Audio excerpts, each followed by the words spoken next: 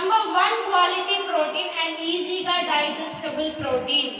ఇందులో మనకి 20 amino acids ఉంటాయి. అలాగే ఇందులో మనకి లో in fat high in protein గా వస్తుంది. సో ఎందుకంటే ప్రోటీన్ అనేది మన బాడీకి చాలా అవసరం. మన ప్లేట్లలో ప్రోటీన్ సోర్స్ అంటే ఒక పప్పు తప్పించి ఇంకో సోర్సే ఉండదు ప్లేట్లు, అవునా? ఎప్పుడైతే ప్రోటీన్ మనకు తగ్గిపోతుందో మసిల్ టోనింగ్ ఉండదు, మసిల్ ప్రాపర్ గా ఉండదు, మసిల్ చాలా లూజ్ గా ఉంటుంది. మసిల్ టోనింగ్ అనేది చాలా ఇంపార్టెంట్. చాలా మందికి ఒక అపోహ ఉంటుంది, మేము ప్రోటీన్ తీసుకుంటే లావు అవుతామేమో అని.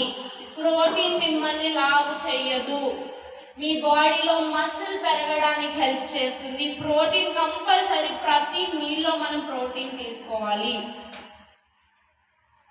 సో 1 to 2 స్కూప్స్ మీరు మీ కర్రీస్లో కానీ, మీ జ్యూసెస్లో కానీ, స్మూతీస్లో కానీ, లేదంటే చపాతీ చేసే పిండిలో అయినా మీరు మిక్స్ చేసుకొని తీసుకోవడం వల్ల మీకు డైలీ ప్రోటీన్ ఇంటేక్ అనేది అందుతుంది. మరి ప్రోటీన్ పౌడర్ ఎవరికి ఇవ్వకూడదు అంటే కిడ్నీ రిలేటెడ్ ప్రాబ్లమ్స్లో.